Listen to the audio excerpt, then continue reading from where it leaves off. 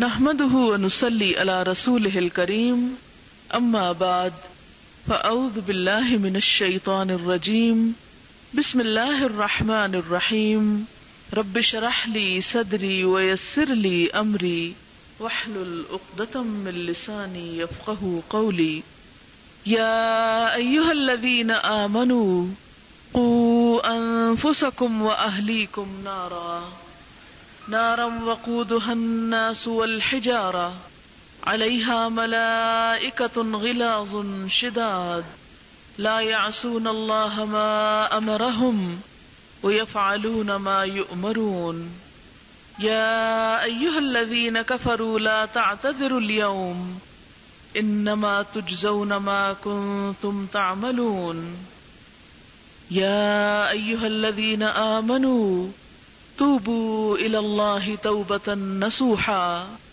عسى ربكم أن يكفر عنكم سيئاتكم ويدخلكم جنات تجري من تحتها الأنهار يوم لا يخزي الله النبي والذين آمنوا معه نورهم يسعى بين أيديهم وبأيمانهم يقولون ربنا أتمم لنا نورنا واغفر لنا إنك على كل شيء قدير يا أيها النبي جاهد الكفار والمنافقين واغلظ عليهم ومأواهم جهنم وبئس المصير ضرب الله مثلا للذين كفروا امرأة نوح وامرأة لوط كانتا تحت عبدين من عبادنا صالحين فخانتاهما فلم يغنيا عنهما من الله شيئا وقيل ادخلا النار مع الداخلين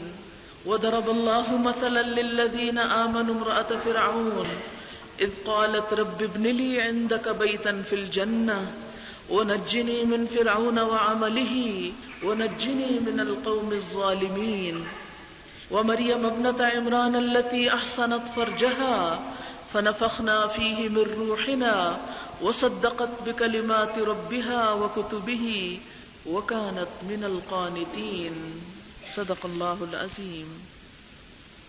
شروع کرتی ہوں اللہ کے نام سے جو بے انتہا مہربان نہایت رحم فرمانے والا ہے۔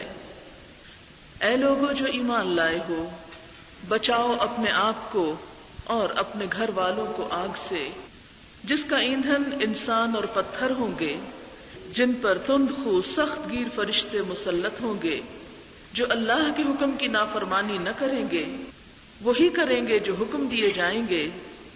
اے لوگو جنہوں نے کفر کیا، آج معذرتیں نہ کرو، یقیناً تم تو وہی جزا دیے جا رہے ہو جو تم کرتے رہے ہو۔ اے لوگو جو ایمان لائے ہو، توبہ کرو اللہ سے توبہ خالص، امید ہے کہ تمہارا رب تمہاری برائیاں تم سے دور کر دے گا اور تمہیں ایسے باغوں میں داخل کرے گا جن کے نیچے نہریں بہ رہی ہوں گی۔ جس دن اللہ نبی صلی اللہ علیہ وسلم کو اور ان لوگوں کو جو آپ کے ساتھ ایمان لائے رسوا نہ کرے گا، ان کا نور ان کے آگے آگے اور ان کی دائیں جانب دوڑ رہا ہوگا۔ وہ کہیں گے اے ہمارے رب، ہمارا نور ہمارے لیے مکمل کر دے، تمام کر دے اور ہم کو بخش دے، بے شک تو ہر چیز پر قدرت رکھنے والا ہے۔ اے نبی صلی اللہ علیہ وسلم، جہاد کیجئے کفار اور منافقین سے اور ان پر سختی کیجئے اور ان کا ٹھکانہ جہنم ہے اور وہ بدترین ٹھکانہ ہے۔ اللہ تعالیٰ کافروں کے لیے ایک مثال بیان کرتا ہے نوح علیہ السلام اور لوط علیہ السلام کی بیویوں کی۔ وہ دونوں ہمارے نیک بندوں کی زوجیت میں تھی، لیکن انہوں نے اپنے شوہروں سے خیانت کی تو وہ ان کے اللہ کے سامنے کچھ بھی کام نہ آ سکے، اور کہہ دیا گیا آگ میں داخل ہونے والوں کے ساتھ تم دونوں بھی داخل ہو جاؤ۔ اور اللہ تعالیٰ ایمان والوں کے لیے ایک مثال بیان کرتا ہے فرعون کی بیوی کی، جب وہ کہنے لگی اے میرے رب، میرے لیے اپنے پاس جنت میں ایک گھر بنا دے اور مجھے فرعون اور اس کے عمل سے نجات دے اور مجھے ظالم قوم سے نجات دے۔ اور مریم جو عمران کی بیٹی تھی، جس نے اپنی شرمگاہ کی حفاظت کی تو ہم نے اس میں اپنی روح سے پھونک دیا، اور اس نے اپنے رب کے کلمات کی تصدیق کی اور اس کی کتابوں کی، اور وہ فرما بردار لوگوں میں سے تھی۔ معزز خواتین، اس وقت میں نے آپ کے سامنے سورۃ التحریم 28ویں پارے کی آخری سورت کی آخری 6 آیات یعنی آیت نمبر 6 سے لے کر 12 تک پڑھا ہے اور اس کا ترجمہ بھی آپ نے سنا ہے۔ اس میں خطاب ہے ایمان والوں سے، یا ایھا الذین آمنوا، اے لوگو جو ایمان لا چکے ہو۔ کون ہوتا ہے مومن؟ جو اللہ تعالیٰ کو اپنا رب، اپنا خالق، مالک، معبود سمجھتا ہو، جو آخرت کے دن پر ایمان رکھتا ہو کہ اسے مرنے کے بعد ایک دن پھر اپنے رب کے پاس لوٹ جانا ہے، جو اللہ تعالیٰ کے تمام فرشتوں کو مانتا ہو، تمام رسولوں کو مانتا ہو، اور پھر اللہ تعالیٰ کی بھیجی ہوئی کتابوں کو مانتا ہو۔ ایسا شخص جو اس بات کا اقرار کر لے وہ مومن کہلاتا ہے۔ ایسے لوگوں کو اب خطاب کیا جا رہا ہے کہ صرف زبان کا اقرار کافی نہیں، یا ایھا الذین آمنوا، اب آگے بھی کچھ کرنا ہے، اور آگے کیا کرنا ہے؟ قوا انفسکم، اپنے آپ کو بچاؤ، اور کس کو؟ واہلیکم، اور اپنے اہل و عیال کو، اپنے گھر والوں کو۔ کس سے بچاؤ؟ نارن، آگ سے بچاؤ۔ کون سی آگ؟ دوزخ کی آگ۔ کیسی آگ؟ وقودها الناس والحجارہ، جس کا ایندھن انسان اور پتھر ہوں گے، اور ایسی آگ کہ علیہا ملائکۃ، اس پر فرشتے مقرر ہوں گے۔ کیسے ہیں وہ فرشتے؟ غلاظ، بہت سخت گیر ہیں، شداد، بہت شدید ہیں، بہت تندخو ہیں۔ کیا کرتے ہیں وہ؟ لا یعصون اللہ ما امرہم، جو اللہ نے ان کو حکم دیا ہے اس کی نافرمانی نہیں کرتے۔ پھر کرتے کیا ہیں؟ وَيَفْعَلُونَ مَا يُؤْمَرُونَ، جو بھی اللہ تعالیٰ ان کو حکم دیتا ہے وہ کرتے چلے جاتے ہیں۔ اب اس آیت میں خطاب ایمان والوں سے ہے۔ ہم لوگ جب کلمہ پڑھ لیتے ہیں، لا الہ الا اللہ کہہ دیتے ہیں، تو اس کے بعد تسلی سے بیٹھ جاتے ہیں۔ ہم سمجھتے ہیں اب جنت کا دروازہ تو ہمارے لیے کھل گیا ہے، اب اور کچھ کرنے کی کیا ضرورت ہے؟ ہم تو بخشے بخشائے، ہم تو حضور صلی اللہ علیہ وسلم کی امت میں سے ہیں، لہٰذا جنت میں جانے سے ہمیں تو کوئی چیز نہیں روک سکتی۔ لیکن یہاں پر اللہ تعالیٰ ایمان والوں سے ہی، محمد صلی اللہ علیہ وسلم کی امت کے لوگوں سے ہی خطاب فرما رہے ہیں، یا ایھا الذین آمنوا، اے لوگو جو ایمان لا چکے ہو۔ اب ایمان لا کر کیا کرو؟ قوا انفسکم، اپنے نفس کی فکر کرو، اپنے نفس کو بچاؤ، اپنی جان کی فکر کرو، اور ساتھ ہی واہلیکم، اپنے گھر والوں کی، بیوی بچوں کی، ان کو بچاؤ۔ کس چیز سے بچاؤ؟ نارن، آگ سے بچاؤ۔ اب دیکھیں کہ ہم اپنے لیے اور اپنے بچوں کے لیے دنیا کی آگ سے کتنا خود کو بچاتے ہیں۔ اپنے بارے میں تو خود انسان کانشیس ہوتا ہے، لیکن کبھی آپ نے دیکھا ہوگا کہ بچے جب چھوٹے ہوتے ہیں تو ماؤں کو کتنی فکر ہوتی ہے، ہائے چائے گرم ہے اس کے پاس نہ چلے جائیں، ہائے آگ جل رہی ہے اس میں کوئی بچہ ہاتھ نہ ڈال دے۔ اگر کبھی آپ نے دیکھا ہو کہ کوئی بچہ آگ کی طرف بڑھ رہا ہو تو ماں کو کتنی فکر ہوتی ہے۔ مثلا اگر آپ کسی کام میں مصروف ہیں اور بچہ آگ کی طرف بڑھ رہا ہے تو آپ یہ نہیں کہتے کہ ٹھیک ہے وہ جاتا رہے، میں فارغ ہوں گی تو پھر بچے کو نکال لوں گی یا بچا لوں گی۔ آپ کیا کرتے ہیں؟ یعنی اگر کسی وقت بھی آپ کو یہ شبہ پڑ جائے کہ بچہ ہلاکت کی طرف جا رہا ہے، مثلا بجلی کے تار کو پکڑنے لگا ہے، آپ کیا کرتے ہیں؟ بیٹھے رہتے ہیں، اچھا میں تو سلائی کر رہی ہوں، میں ذرا سلائی کر لوں پھر میں پکڑ لوں گی؟ نہیں، آپ سلائی چھوڑ دیتے ہیں۔ آپ کھا رہے ہوں تو کھانا چھوڑ دیتے ہیں، سو رہے ہوں تو ایک دم نیند اور بستر چھوڑ دیتے ہیں۔ کس لیے چھوڑ دیتے ہیں؟ کہ ہائے کہیں بچہ ہلاک نہ ہو جائے، بچہ کہیں اس بجلی کے تار کو پکڑ نہ لے، کیونکہ اس کے بعد اس کے لیے بہت سخت تکلیف ہے، اس کی جان کو خطرہ ہے۔ اس لیے آپ کو سب کچھ بھول جاتا ہے، آپ ہر چیز کو سیکنڈری کر دیتے ہیں اور بھاگتے ہیں اور دوڑتے ہیں اس کے پیچھے کہ نہیں اس کو نہیں ہاتھ لگانا۔ اب دیکھیں کہ ہم جتنا اپنے بچوں کی دنیا کے بارے میں فکر مند ہوتے ہیں اتنا ہم آخرت کے بارے میں فکر مند نہیں ہوتے۔ اللہ تعالیٰ فرما رہے ہیں کہ اپنے آپ کو اور بچوں کو آگ سے بچا لو۔ اب ہم نے تو سمجھا ہوا تھا کہ ہم تو مسلمان ہیں، کلمہ پڑا ہوا ہے، ہم نے تو آگ میں جانا ہی نہیں، تو یہ کس آگ کی بات ہو رہی ہے؟ اب یہ تو قرآن پاک ہی کہہ رہا ہے، میں تو اپنے پاس سے نہیں کہہ رہی، اللہ تعالیٰ ہی آپ کو فرما رہے ہیں کہ اس سے بچنا ہے اور بچانا ہے تم کو۔ سوال یہ پیدا ہوتا ہے کہ وہ کون سے کام ہیں جو انسان کو آگ کی طرف لے جاتے ہیں؟ کون سے کام ہیں جس پر انسان کو سزا سنائی گئی ہے؟ اس میں نمبر 1 شرک ہے. اللہ کے ساتھ کسی اور کو شریک ٹھہرانا انسان کے سارے اعمال کو برباد کر دیتا ہے. اس پر بھی ہم کہتے ہیں الحمدللہ ہم تو کسی کو شریک نہیں ٹھہرا رہے، ہم تو شرک نہیں کرتے. لیکن اگر ہم اپنی عملی زندگی دیکھیں تو اس میں چھوٹی چھوٹی باتوں میں، چھوٹی چھوٹی چیزوں میں بعض اوقات ہم ایسے الفاظ بول جاتے ہیں کہ جس میں شرک ہوتا ہے، لیکن اس کے باوجود ہمیں پتہ ہی نہیں ہوتا. مثال کے طور پر ایک شخص آپ صلی اللہ علیہ وسلم کے پاس آیا، وہ کہنے لگا جو اللہ چاہے اور جو آپ چاہیں. آپ نے فرمایا تم نے مجھے اللہ کا شریک بنا دیا. بس یوں کہو جو اللہ چاہے، کیونکہ ہر کام تو اللہ کی مرضی سے ہوتا ہے، اس کے اذن سے ہوتا ہے، اس کی توفیق سے ہوتا ہے.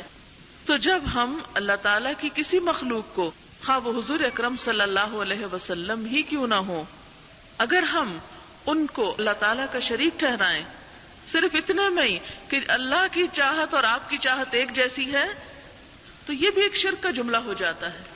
اسی طرح دکھاوے کے کام، آپ صلی اللہ علیہ وسلم نے فرمایا تھا کہ ان اخوف ما اخاف علیکم الشرک الاصغر، میں تمہارے بارے میں جس چیز کے بارے میں بہت ڈرتا ہوں وہ شرک اصغر ہے. قلنا وما الشرک الاصغر یا رسول اللہ، ہم نے پوچھا اللہ کے رسول صلی اللہ علیہ وسلم یہ شرک اصغر کیا ہے؟ تو آپ نے اس موقع پر فرمایا تھا من صلی یرائی فقد اشرک، جس نے دکھاوے کی نماز پڑھی اس نے شرک کیا، جس نے دکھاوے کا روزہ رکھا اس نے شرک کیا، جس نے دکھاوے کا صدقہ خیرات کیا اس نے شرک کیا. لیکن ہم کوئی اچھا کام کرتے وقت کم ہی سوچتے ہیں کہ کیوں کر رہے ہیں. مثلا میں یہاں بیٹھی ہوں، مجھے بولنے سے پہلے سوچنا چاہیے میں کیوں آئی ہوں یہاں پر، کیا اللہ کی خاطر آئی ہوں یا کوئی اور مقصد ہے آنے کا. آپ یہاں پر آئے ہیں، آپ کو بھی سوچنا چاہیے ہم سب یہاں کیوں جمع ہوئے، کس لیے گھر سے چل کے جا رہی ہوں، کیا مقصد ہے، کیا غرض ہے. ہماری سب کی غرض ایک ہی ہونی چاہیے کہ ہم اپنے رب کو راضی کر سکیں، ہمارا رب ہم سے راضی ہو جائے، اس کو ہماری کوشش قبول ہو جائے اور ہم کوئی اچھا کام کر سکیں، کچھ سیکھ سکیں، کچھ سکھا سکیں. پھر اسی طرح جیسے ہم سمجھتے ہیں کہ اللہ تعالیٰ روزی دیتا ہے، اگر یہ سمجھنا کہ کوئی اور بھی روزی دے سکتا ہے، کوئی اور بھی رازق ہے، تو یہ شرک ہو جاتا ہے. اللہ تعالیٰ اولاد دیتا ہے، اگر یہ سمجھا جائے کہ کسی اور کے ہاتھ میں بھی اولاد دینا ہے تو یہ شرک ہو جاتا ہے. شرک کا مطلب کیا؟ شریک کر دینا.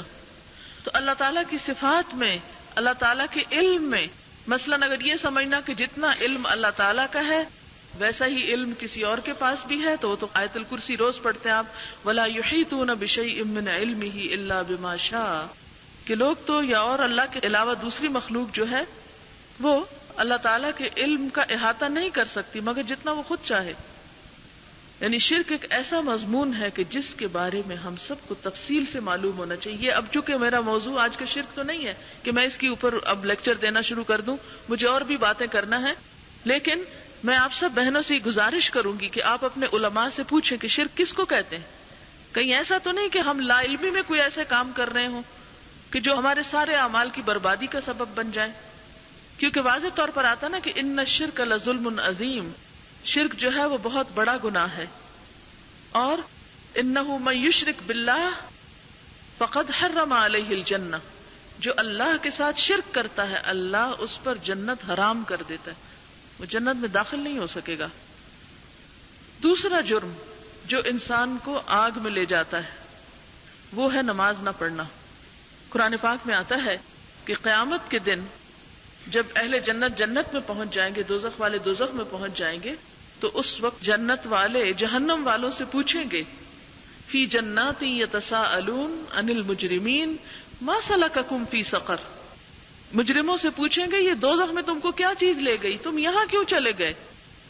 ان کا جواب سنیے، قالوا، وہ کہیں گے لم نک من المصلین، ہم نماز پڑھنے والوں میں سے نہ تھے، ہم نماز نہیں پڑھتے تھے، ہمیں ٹائم ہی نہیں تھا نماز کا، بہت مصروف لوگ تھے دنیا میں. اللہ تعالیٰ کو پتا تھا لوگوں کو بڑی مصروفیت ہوگی، لیکن لم نک من المصلین. اور کیا تھا؟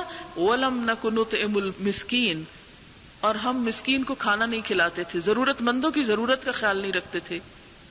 اور تیسرا جرم کیا تھا؟ وَكُنَّا نَخُوضُ مَعَ الْخَائِضِينَ، اور ہم بحثیں کرنے والوں کے ساتھ مل کے بحثیں کرتے تھے، دین کا مذاق اڑاتے تھے. دین کے بارے میں جانتے کچھ ہے نہیں، اور ہر وقت کوئی بھی حکم ہو تو کیوں ہے، کیسے ہے، کس لیے، کیا مقصد ہے، بحثوں کے ساتھ ٹال ٹلا دیتے ہیں.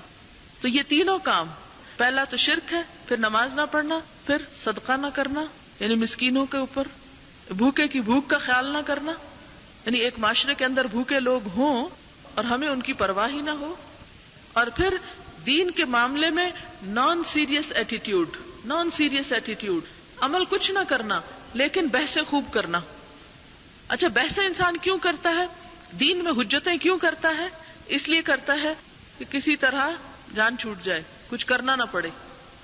خیر، اس کی تفصیلات تو آپ کو قرآن پاک میں اور بھی ملیں گی کہ کون کون سے عمل انسان کو دوزخ کی طرف لے جاتے ہیں. پھر اسی طرح آپ دیکھیں کہ عام روزمرہ زندگی میں انسانوں کے ساتھ معاملات کرتے ہوئے ہم بیٹھ جاتے ہیں دوسروں کی غیبت کرنے، اس کی برائی کر، اس کی بے عزتی کر، اس کے ساتھ تانا دے، اس جھوٹ بول، اس طرح کے بہت سے کام کرتے ہیں. نبی صلی اللہ علیہ وسلم جب معراج پر تشریف لے گئے تو آپ نے دیکھا کہ کچھ لوگوں کے ناخن پیتل کے ہیں اور وہ اپنا منہ بھی نوچ رہے اور سینہ بھی نوچ رہے، اپنا خود گوشت اوپر سے چھیل رہے ہیں منہ سے.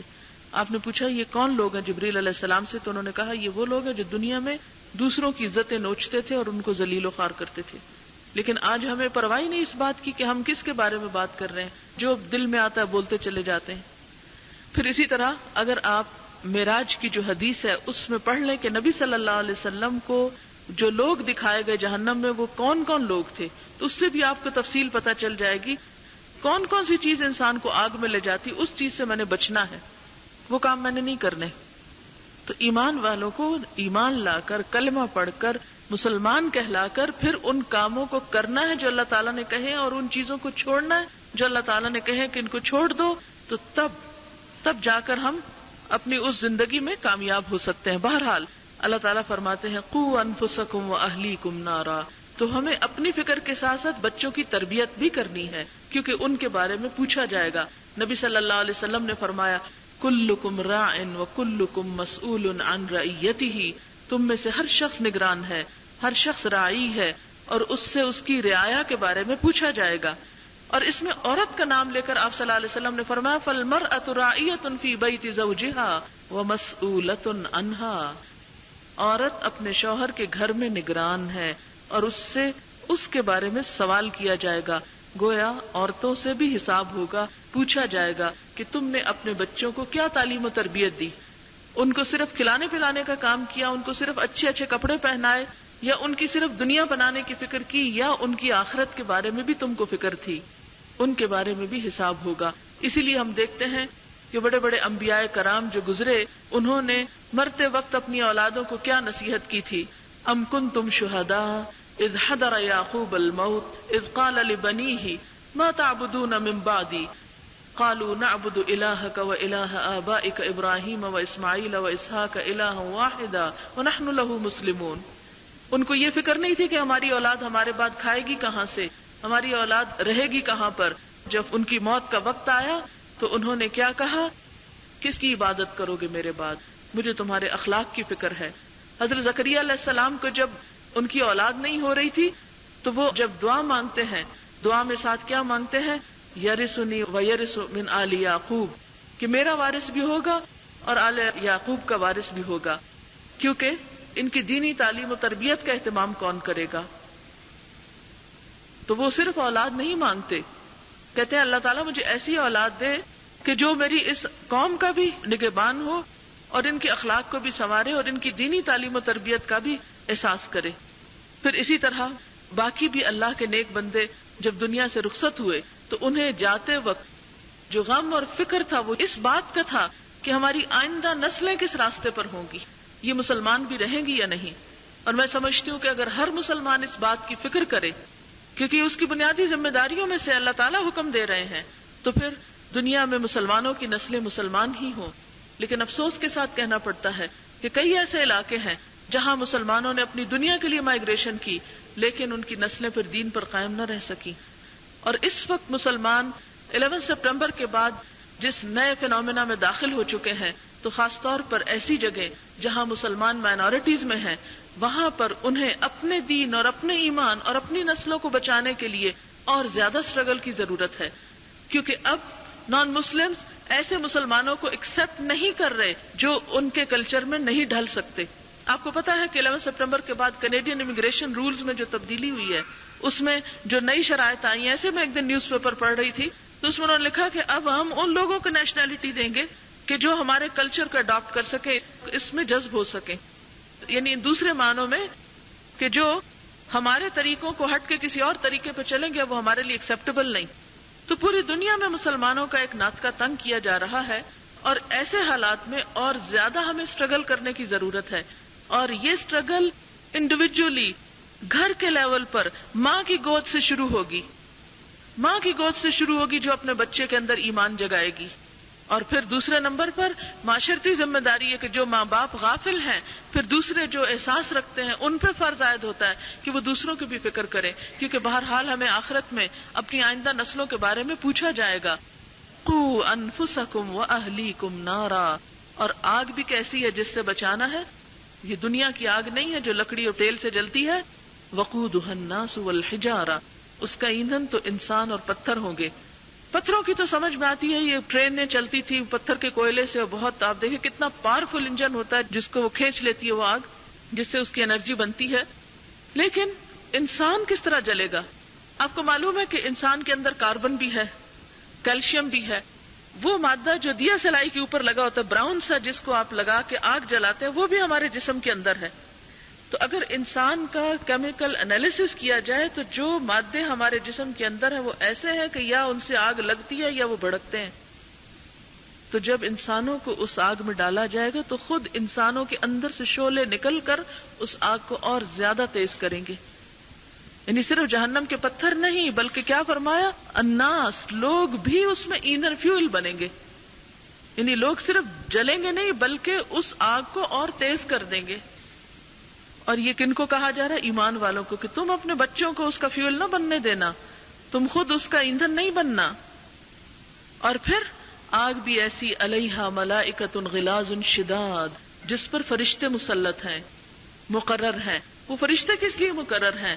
کہ وہ لوگوں کو دوزخ سے نکلنے نہ دیں گے باہر. قرآن پاک میں ایک جگہ پر آتا ہے کلما ارادوا ان یخرجوا منها من غم اعیدوا فیہا، جب بھی وہ چاہیں گے غم کے مارے کہ جہنم سے نکل بھاگے کہیں، وہ فرشتے دوبارہ ان کو بیچ میں دھکیل دیں گے، نکلنے نہ دیں گے. لا یعصون اللہ ما امرہم، وہ اللہ کے حکم کی نافرمانی نہیں کریں گے. ان کی کسی سے دوستی نہیں، ان کی کسی سے ہمدردی کوئی نہیں کہ وہ کسی کی سائیڈ لیں اور کسی سے کوئی رشوت لے کے ان کو باہر نکال دیں. نہیں، وَيَفْعَلُونَ مَا يُؤْمَرُونَ، وہی کریں گے جو حکم دیے جائیں گے. جب ہمارا واسطہ ایک ایسے دن سے ہے اور اس دن پوچھ ہماری بھی ہے تو ہم کس طرح چین کی نیند سو سکتے ہیں؟ کس طرح ہم بے فکر ہو سکتے ہیں؟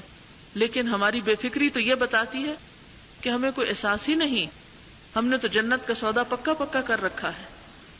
پھر فرمایا یا ایھا الذین کفروا، اے لوگوں جنہوں نے کفر کیا. اور یہاں مراد کیا ہے؟ یعنی آمنو کے بعد کفرو، یعنی جو ایک تو اللہ تعالیٰ اور اس کے رسولوں وغیرہ کو نہیں مانتے، جو ایمان کے تقاضے ہیں وہ پورے نہیں کرتے، اور دوسرا یہ کہ اس حکم کا تقاضا پورا نہیں کرتے اور اس سے انکار کر دیتے ہیں اور اپنی ذمہ داری کو پورا نہیں کرتے. جب قیامت کے دن وہ پہنچیں گے تو ان سے کہا جائے گا لا تعتذروا اليوم، آج بہانے نہ کرو، عذر نہیں لاؤ. کیوں؟ اس لیے کہ دنیا میں ہمارے پاس ایک لمبی لسٹ ہے عذر کی، بہت سے ایکسکیوزز ہیں. ہم بہت مصروف ہیں، ہمارے بہت کام ہیں، بچے بات نہیں مانتے، پیئر پریشر ہے، معاشرہ بڑا خراب ہے، ہماری یہ مجبوری ہے، وہ مجبوری، بہت ساری لمبی لسٹ ہے مجبوریوں کی ہم سب کے پاس. ہم کہتے نہیں ہم تو چاہتے ہیں ہمارے بچے مسلمان بنے، بس وہ گھر سے باہر ہی ایسے ماحول خراب ہے کہ وہ صحیح مسلمان بنتے ہی نہیں. لیکن بات یہ ہے کہ گھر میں ہم خود تو نماز نہ پڑھیں، خود تو پابندی نہ کریں، خود صبح سوتے رہیں، بچے کیسے اٹھیں گے؟ ان کو فرشتے تو نہیں اٹھائیں گے آ کے، ہم نہیں اٹھانا ہے نا.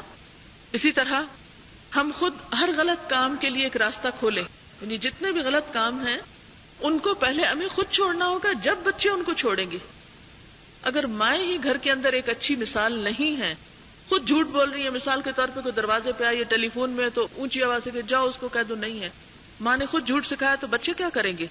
ماں خود کسی کا مذاق اڑا رہی ہے، ماں خود کسی کو تانا دے رہی ہے، ماں خود کسی کے ساتھ لڑائی جھگڑا کر رہی ہے، اور تو اور باپ کے ساتھ بدتمیزی کر رہی ہے اپنے ہی شوہر کے ساتھ بچوں کے سامنے، بچے کیا سیکھیں گے؟ وہ تو اپنے شوہر کا ادب کرنا نہیں سیکھیں گے.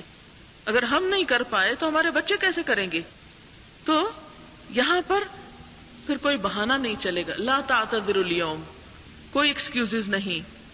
انما تجزون ما کنتم تعملون، تم کو تو بدلہ دیا جا رہا ہے جو تم عمل کرتے رہے ہو، تمہارے کاموں کی جزا. اور یہ بات بارہا میں کہہ چکی ہوں کہ کام کیا ہے. مثال کے طور پر آپ دیکھیں کہ یہ ایک کاغذ ہے، یہ ورقہ ہے. ورقہ کا ایک طرف آپ یوں مثال سمجھے جیسے یہ دنیا ہے اور یہ ہماری آخرت ہے. دنیا کی طرف ہم لکھ رہے ہیں سویر سے شام، ہر دن، ہر سال، زندگی کے پہلے دن سے آخری دن تک جو ہم اس کاغذ پر لکھیں گے، قیامت کے دن یہ سائڈ ہمارے پاس ہوگی اور وہی ہمارے سامنے آئے گا جو ہم نے یہاں کیا ہوگا. اچھا لکھا تو اچھا نکلے گا، برا لکھا تو برا لکھا. یعنی یہ تو نہیں ہو سکتا ادھر تو آپ جھوٹ بولے اور ادھر وہ پلٹ کے سچ بن جائے، یہ تو نہیں ہو سکتا نا. انما تجزون ما کنتم تعملون، تم کو وہی بدلہ دیا جا رہا ہے جو تم لکھ لکھا کے کرا کے آئے ہو. جو تمہارے اعمال تھے اسی کا صلہ تم کو دیا جا رہا ہے. لہذا ہم سب کو سوچنا چاہیے کہ ہمارے اعمال ہیں کیا واقعی وہ جو اللہ تعالیٰ ہم سے چاہتے ہیں یا اپنی مرضی کے. پھر انسان کو جب ندامت ہوتی ہے تو شیطان اس کو وسوسے ڈالتا ہے کہ نہیں تم نے تو اتنے غلط کام کر لیے، تمہارے بچے تو اتنے دور جا چکے ہیں دین سے، اب تو کچھ نہیں ہو سکتا، اس لیے اب کوئی فائدہ نہیں، اور اتنی گناہگار ہو تمہاری تو معافی نہیں ہو سکتی. لیکن اللہ تعالیٰ بندوں کی اصلاح چاہتے ہیں اور وہ کیا فرماتے؟ یا ایھا الذین آمنوا، جو ہو چکا سو ہو چکا، لا علمی میں انجانے میں جو ہو چکا اب اس کو کنٹینیو نہیں کرو، اس کو چھوڑو. توبوا الی اللہ توبۃ نصوحا، پلٹو اللہ کی طرف، لوٹو اللہ کی طرف، خالص توبہ.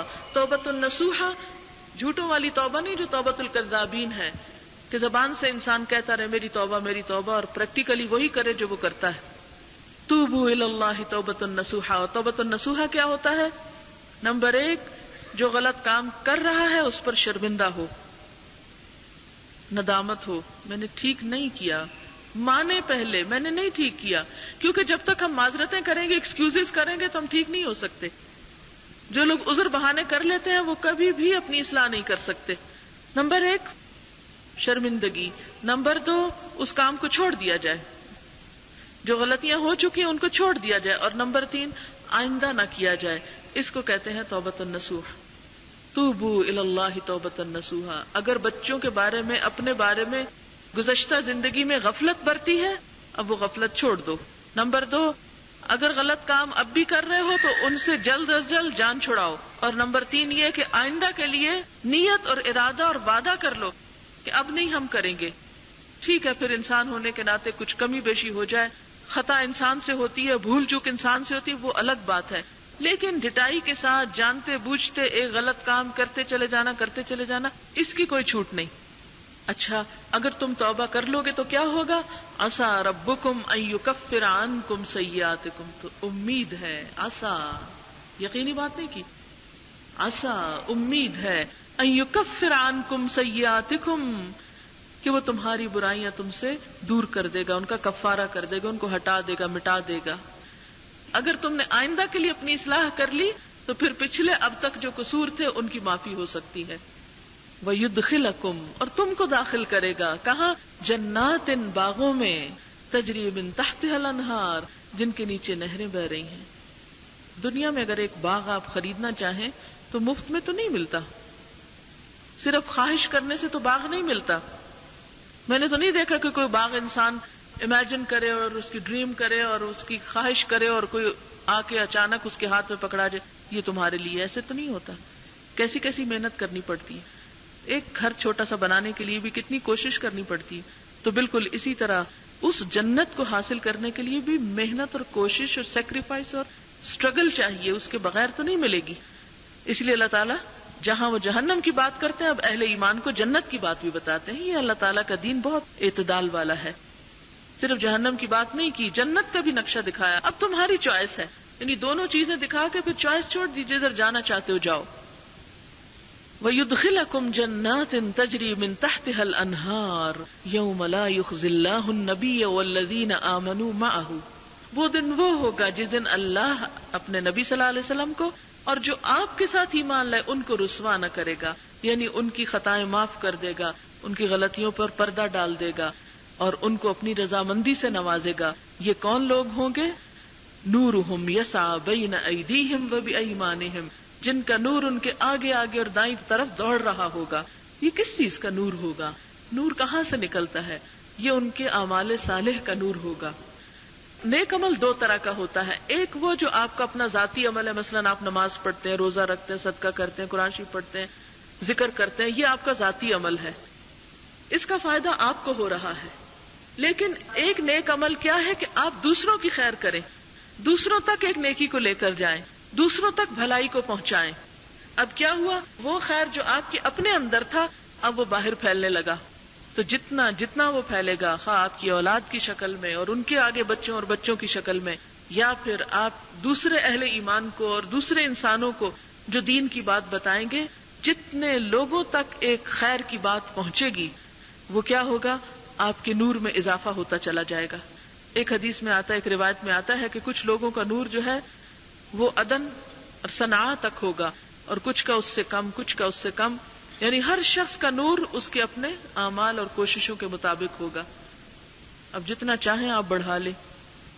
دنیا میں آپ دیکھیں کہ ہم اپنا سٹیٹس بڑھانے کے لیے کبھی چین سے نہیں بیٹھتے، ایک ٹارگٹ پورا کر لیتے تو اگلے کی طرف دوڑتے، پھر اگلے کی، پھر اگلے کی، پھر اگلے کی طرف۔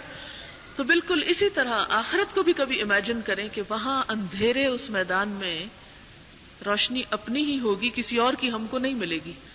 وہاں سورۃ الحدید میں بھی آتا ہے کہ منافقین کہیں گے اہل ایمان سے کہ آؤ ہم تمہارے نور میں سے کچھ لینا چاہتے ہیں، کچھ ہمیں بھی دے دو، تو انہیں کہا جائے گا پیچھے پلٹ جاؤ اور اپنا نور تلاش کرو، یہاں سے نور نہیں ملتا۔ تو یہ نور آج تیار کرنا ہے جو کل چمکے گا اور جس کا کل فائدہ ہوگا۔ اور منافق کے نور کے بارے میں آتا ہے کہ اس کا انگوٹھے کے ناخن میں ہوگا، جو کبھی چمکے گا کبھی بجھ جائے گا۔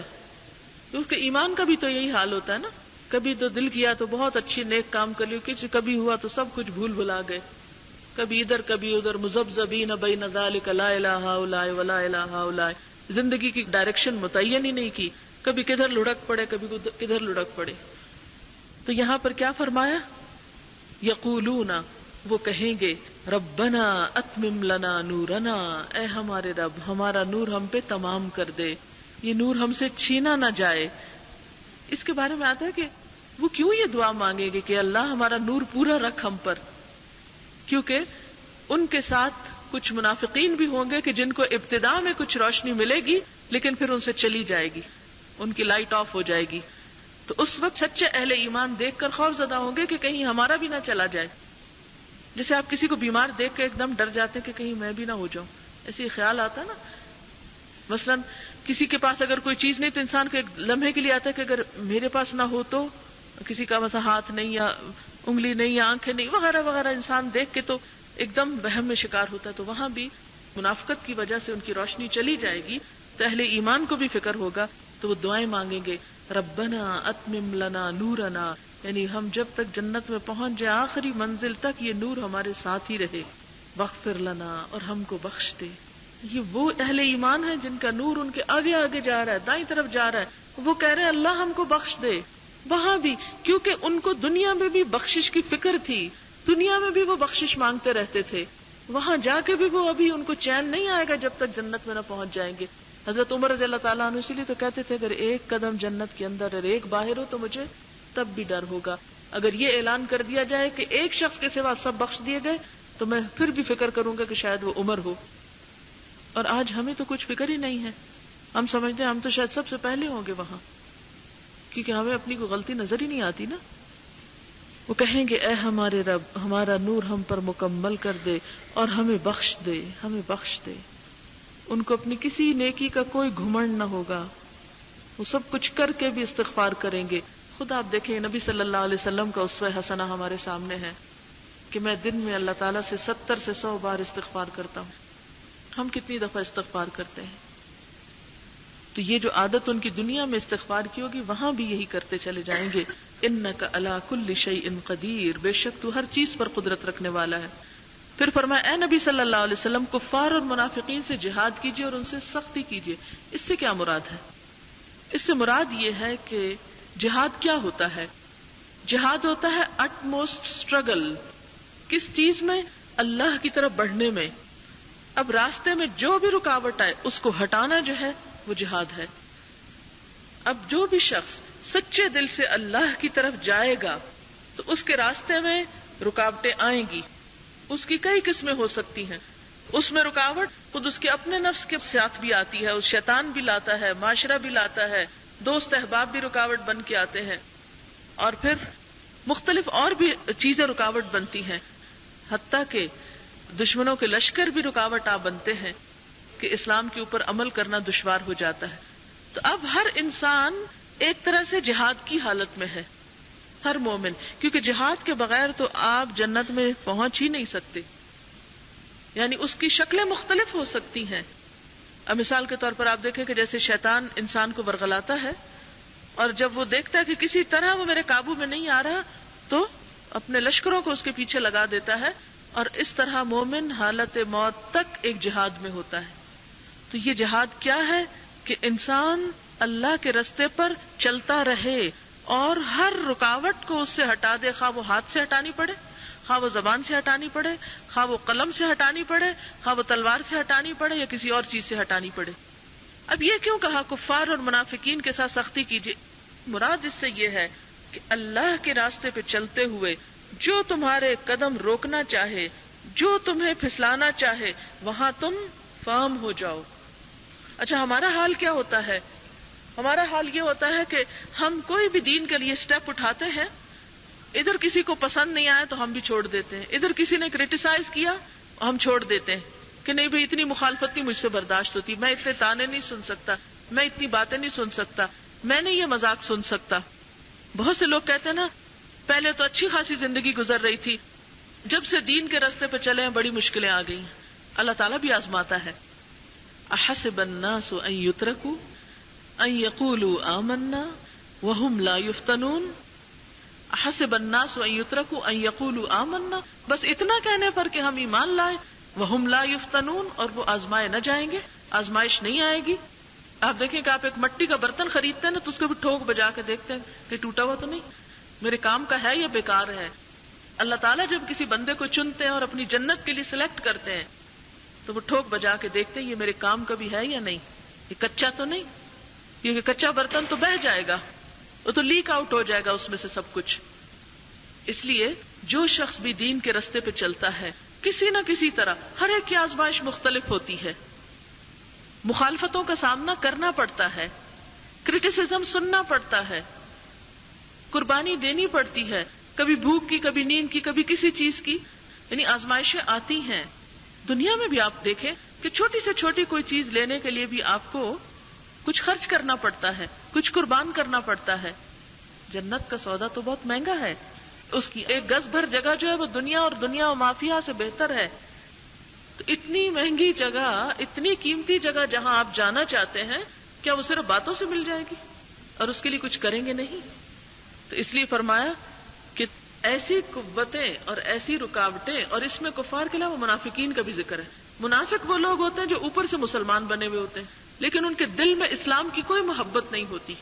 ایسے لوگ کافروں سے بھی زیادہ خطرناک ہوتے ہیں، کیونکہ کافر کی بات کو تو ہم یہ کہہ کے فوراً ہم ڈیفینسو ہو جائے، اچھا یہ مجھے روک رہا، اب تو میں کر کے دکھاؤں گی. لیکن جو اپنا اسلام کا لبادہ اوڑھے ہوئے ہوتے ہیں وہ ہمدرد بن کے آتے ہیں اور انسان ان کو پہچان بھی نہیں پاتا کہ یہ میرے دین کے راستے سے رکاوٹ بن رہے ہیں، یہ مجھے اللہ کے راستے سے روکنے لگے. ان کی پہچان زیادہ مشکل کام ہوتی. تو ایسے لوگ جو آپ کو اللہ کے راستے سے دور کرنا چاہے، تو ایسے میں پھر انسان کو وغلظ علیہم، فرم سٹینڈ، یعنی اس سے نہیں مطلب بحث مباحثہ جھگڑا اور آپ ان سے لڑائی گالی گلوچ نعوذ باللہ کریں لوگوں سے، یہ مراد نہیں ہے. وَمَأْوَاهُمْ جَهَنَّمُ وَبِئْسَ الْمَصِيرُ. اس کے بعد اللہ تعالیٰ دو مثالیں دیتے ہیں اور اس میں ہم سب کے لیے بہت بڑا سبق ہے. پہلی مثال کافروں کے لیے ہے، نوح علیہ السلام کی بیوی کی اور لوط علیہ السلام کی بیوی کی. یہاں یاد رکھیے کہ کفر سے مراد کفر عقیدہ ہی نہیں صرف، بلکہ کفر عمل بھی مراد ہے، عمل کا انکار بھی مراد ہے. کیسے؟ نوح علیہ السلام کی بیوی اور لوط علیہ السلام کی بیوی، اللہ تعالیٰ فرماتے کانتا تحت عبدین من عبادنا صالحین، یہ دونوں ہمارے نیک بندوں کی بیویاں تھیں، پیغمبروں کی بیویاں. لیکن کیا ہوا؟ فخانتاہما، انہوں نے اپنے شوہروں سے خیانت کی تھی. یہ نہیں تھا کہ وہ کافر تھیں، کوئی مسلمان نہیں تھی، لیکن کیا تھا ان کے اندر؟ خیانت تھی. خیانت کس کی صفت ہوتی ہے؟ منافقت کی صفت ہوتی ہے. انہوں نے کیا خیانت کی تھی؟ لوط علیہ السلام کی بیوی کے بارے میں آتا ہے کہ جب فرشتے آئے تھے ان کے گھر میں حضرت لوط علیہ السلام کے پاس، تو انہوں نے ہی اپنی قوم کو اطلاع کر دی تھی. بہرحال جو بھی ہو، اب ہوا کیا کہ جب عذاب آیا ان قوموں پر، جیسے لوط علیہ السلام کی قوم پر عذاب آیا تھا، اللہ تعالیٰ نے حکم دیا لوط علیہ السلام کو کہ اپنے گھر والوں کو لے کر رات کے پچھلے پہر میں اس بستی کو چھوڑ کر نکل جاؤ اور تم میں سے کوئی پلٹ کے پیچھے نہ دیکھے. حضرت لوط علیہ السلام اپنے بیوی بچوں کو لے کر نکل گئے. ابھی جا ہی رہے تھے، نکلے ہی تھے، بستی سے کچھ دور گئے تھے کہ پیچھے بستی پہ عذاب آ گیا. اب جو ہی گڑگڑاہٹ کوئی عذاب آیا تو ان کی بیوی نے پیچھے پلٹ کے دیکھ لیا. منع کیا گیا تھا نا پیچھے نہیں دیکھنا. جو ہی پیچھے دیکھا تو ایک پتھر آ کر اس کو لگا. فکانت من الغابرین، وہ پیچھے رہ جانے والوں میں سے تھی. غابر غبار سے ہے، جیسے انسان چلتا ہے نا تو غبار پیچھے رہ جاتا ہے. تو لوط علیہ السلام اپنے بچوں کو لے کر چلے گئے، بیوی وہیں رہ گئی کیونکہ اس نے خیانت کی. منع کیا گیا تھا پیچھے نہیں دیکھنا. پیچھے کیوں دیکھا؟ اس لیے کہ اس کی ہمدردی اس ظالم قوم سے تھی.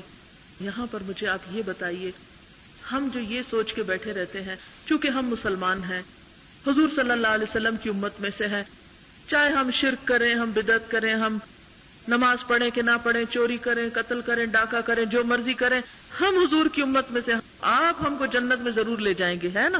اکثر لوگ یہ سمجھتے ہیں. لیکن یہاں پر آپ دیکھیں لوط علیہ السلام اپنی بیوی کو نہیں بچا سکے. بیوی کہنے کو مسلمان تھی، پہلے ساتھ لے کے جا رہے تھے، لیکن چونکہ دل میں وہ پکا ایمان نہیں تھا، اہل ایمان کی نسبت اہل کفر سے زیادہ ان کو رغبت تھی، تو کیا ہوا؟ ساتھ نہیں جا سکی. المرء مع من احب، انسان اس کے ساتھ ہوتا ہے جس سے وہ محبت کرتا ہے. دنیا میں جس سے محبت کرتا ہے قیامت کے دن بھی اسی کے ساتھ اٹھایا جائے گا، انہی لوگوں کے ساتھ جمع کیا جائے گا.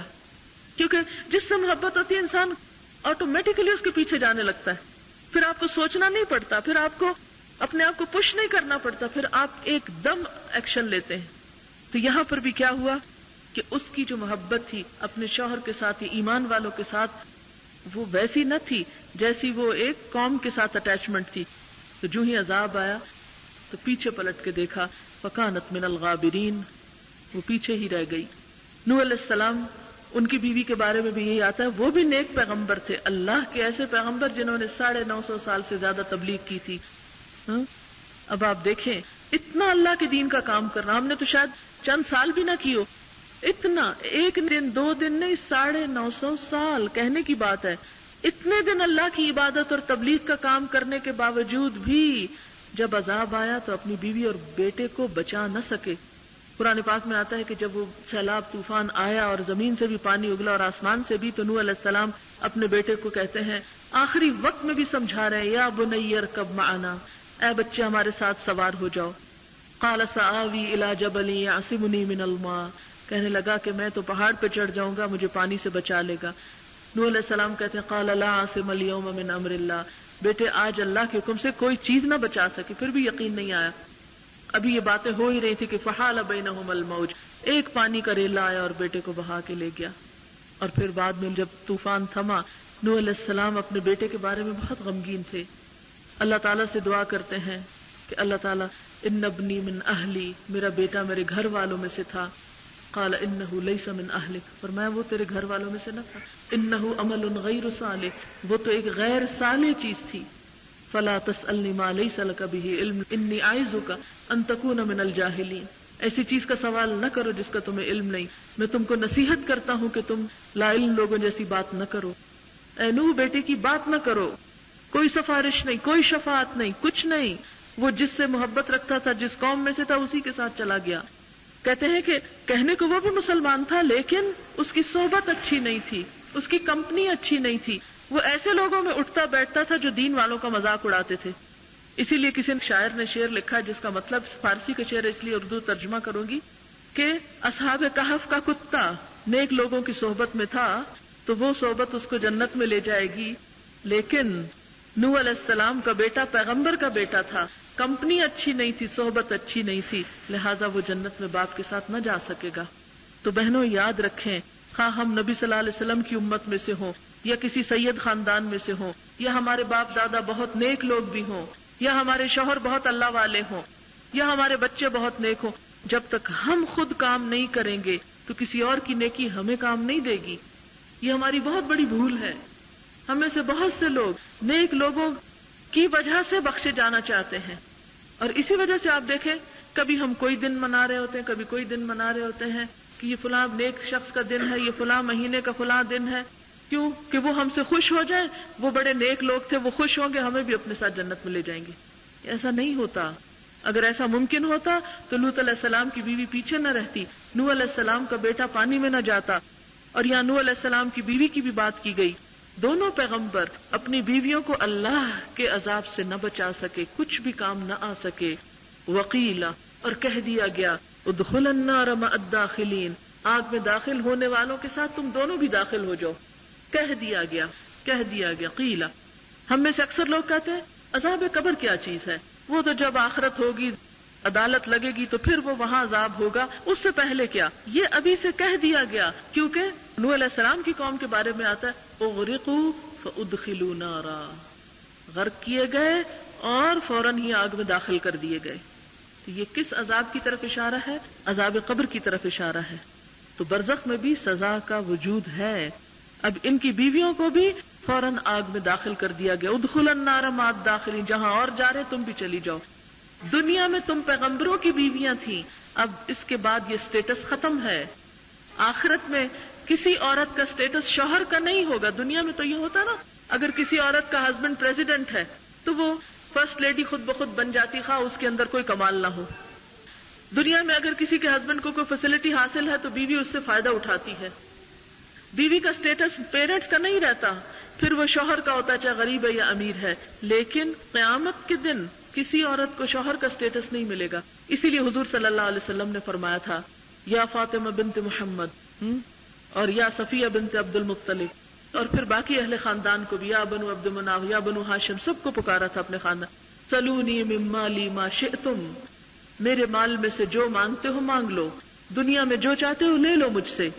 فإنی لا اغنی عنکم من اللہ شیئا، میں تمہیں اللہ کے ہاں کام نہ آؤں گا، وہاں نہیں بچاؤں گا. لیکن ہم اس کے برعکس کیا سمجھتے ہیں؟ چونکہ ہم اہل بیت سے مثلا محبت کرتے ہیں، اس لیے ان کی وجہ سے ہم بھی جنت میں پہنچ جائیں گے. اللہ تعالیٰ کے رسول صلی اللہ علیہ وسلم اپنی بیٹی فاطمہ کو کہہ رہے ہیں، فاطمہ اپنے لیے خود کچھ کرو، یعنی تم خود نیک عمل کرو. یہی وجہ تھی کہ صحابہ کرام جن کو جنت کی خوشخبری دنیا میں ملی تھی، وہ بھی ہر وقت فکر مند ہوتے تھے کہ کوئی غلط کام ایسا نہ جو اللہ کو پسند نہ آئے. پھر اس کے بعد کیا ہوا؟ وَضَرَبَ اللَّهُ مَثَلًا لِّلَّذِينَ آمَنُوا امْرَأَتَ فِرْعَوْنَ، اور ایمان والوں کے لیے ایک بہت اچھی اگزامپل ہے کس کی؟ فرعون کی بیوی کی. فرعون ایک کافر شوہر ہے، اللہ کا مقابلہ کرتا ہے، ظالم انسان ہے، لیکن بیوی کے دل میں ایمان آ گیا ہے، بیوی مسلمان ہو گئی ہے، اور ایسا ایمان آیا ہے کہ ہر چیز سے ٹکرا گیا ہے. اذ قالت رب ابن لی عندک بیتا فی الجنہ، کہنے لگی اے میرے رب میرے لیے اپنے پاس جنت میں گھر بنا دے. ظاہر ہے اتنے بڑے بادشاہ کی بیوی تھی کہ دنیا میں اس کا نام تھا، اتنا بڑا محل اور اتنی بڑی دنیا کی ہر چیز، لیکن اس کو کچھ بھی اچھا نہیں لگتا.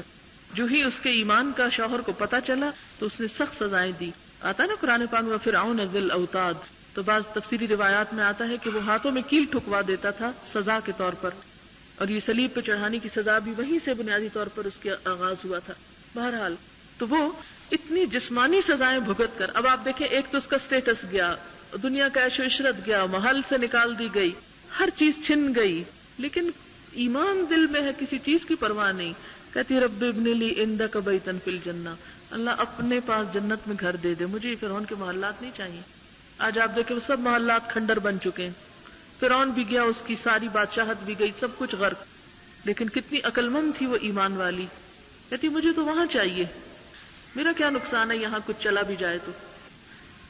وَنَجِّنِي مِن فِرْعَوْنَ، اللہ مجھے فرعون سے نجات دے، کیونکہ بہت ظلم کرتا تھا نا. وَعَمَلِهِ، اور اس کے عمل سے نجات دے، یعنی ظالمانہ عمل سے. وَنَجِّنِي مِنَ الْقَوْمِ الظَّالِمِينَ، اور اس ساری ظالم قوم کے کاموں سے مجھ کو نجات دے.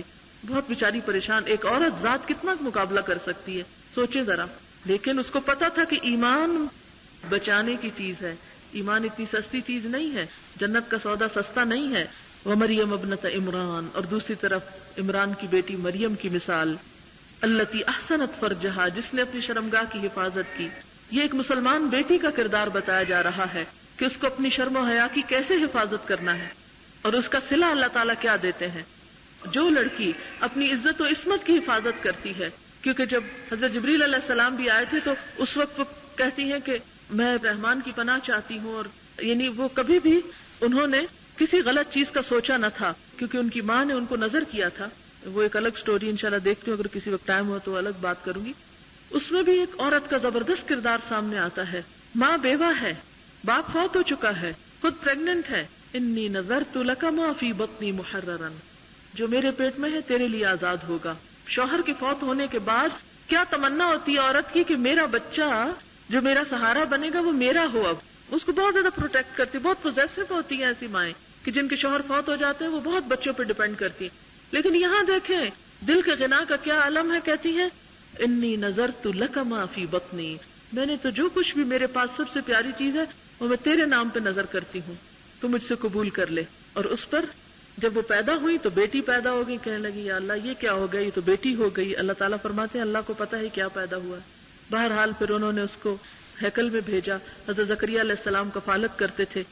تو وہ بچی جو ابتدا سے ایک نیکی کے اس پر ہیکل میں، چونکہ اس سے پہلے کبھی عورتیں نہیں گئی تھی، یہ پہلا مرحلہ تھا، اور سارا وقت وہ عبادت میں اور ایک نیکی کے کام میں انہوں نے اپنی جوانی بسر کی تھی.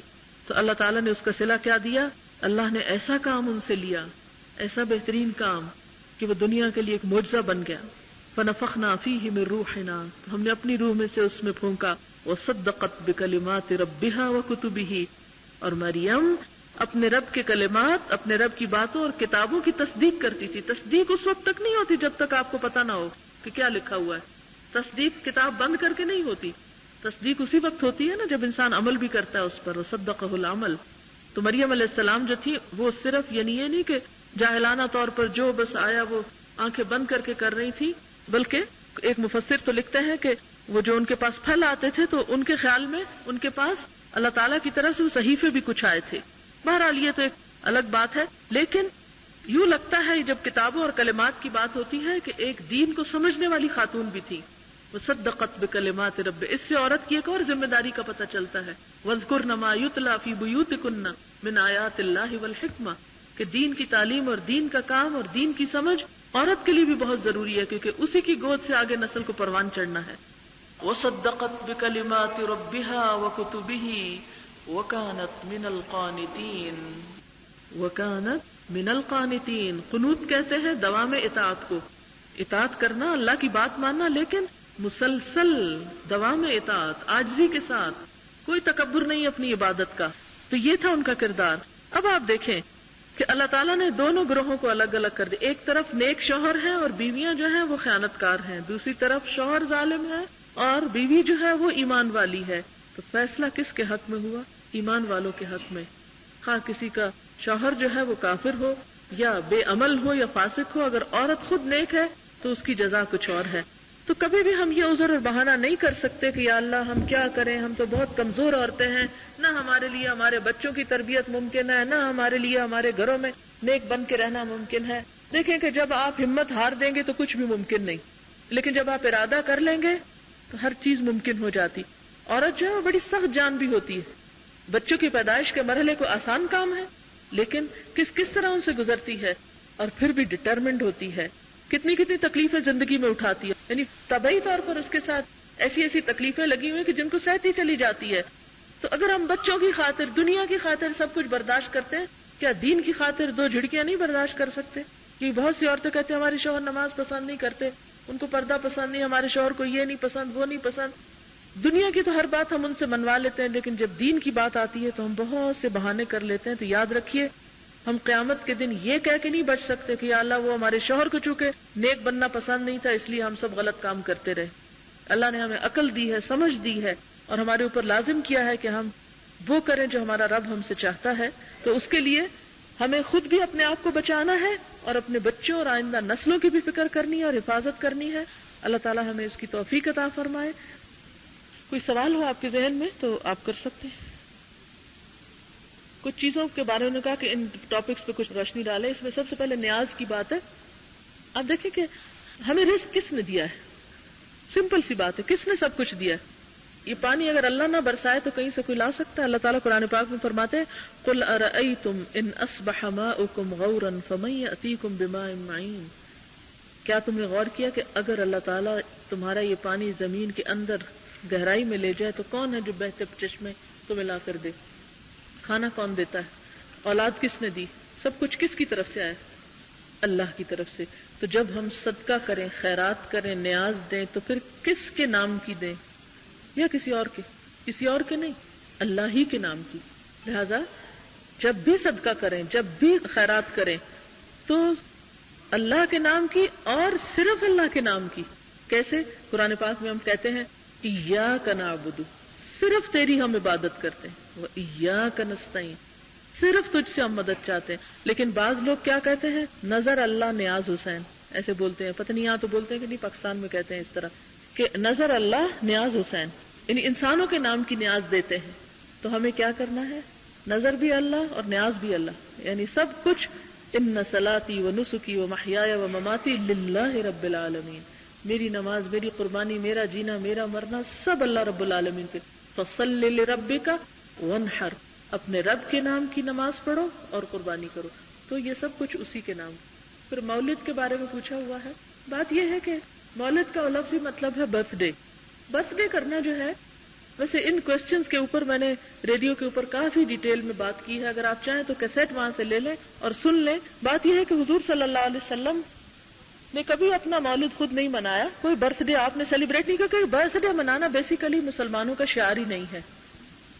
آپ کو یہ معلوم ہے انگریز جو ہے وہ اپنی برتھ ڈے کے دن روتے ہیں, افسوس کرتے ہیں. پتہ ہے آپ کو یہ بات؟ وہ کہتے ہیں کہ یہ تو رونے کا دن ہے کہ ہماری زندگی کا 1 سال کم ہو گیا ہے, چلا گیا ہے. یہ کوئی خوش ہونے کی بات تھوڑی ہے. ہم الٹا چل رہے ہیں, ہم انگریزوں کو دیکھ کر خوش ہوتے ہیں اور اس دن پارٹی کرتے ہیں, اور پھر اپنی نہیں کرتے, حضور صلی اللہ علیہ وسلم کی بھی شروع کر دی ہم نے. تو یہ چیزیں جو ہے یہ دین میں نیا نیا اضافہ ہے. تو اس لیے اگر حضور صلی اللہ علیہ وسلم نے اپنی برتھ ڈے خود نہیں کی, صحابہ نے نہیں کی, اوروں نے نہیں کی, تو پھر ہم کس لیے کر رہے ہیں؟ کس کو خوش کرنا چاہتے ہیں؟ پھر یہ محرم کی مجالس ہیں. بات یہ ہے کہ محرم کا واقعہ حضور صلی اللہ علیہ وسلم کے زمانے میں ہوا تھا یا بعد میں ہوا تھا؟ نہیں, کیا پتا پہلے ہوا ہو. شور ہے بعد میں ہوا ہے نا, بعد میں ہی ہوا نا سب. ہاں یقینی بات ہے بعد میں ہی ہوا. تو دین تو مکمل ہو گیا تھا حضور صلی اللہ علیہ وسلم کے زمانے میں, کہ نہیں مکمل ہو گیا تھا نا.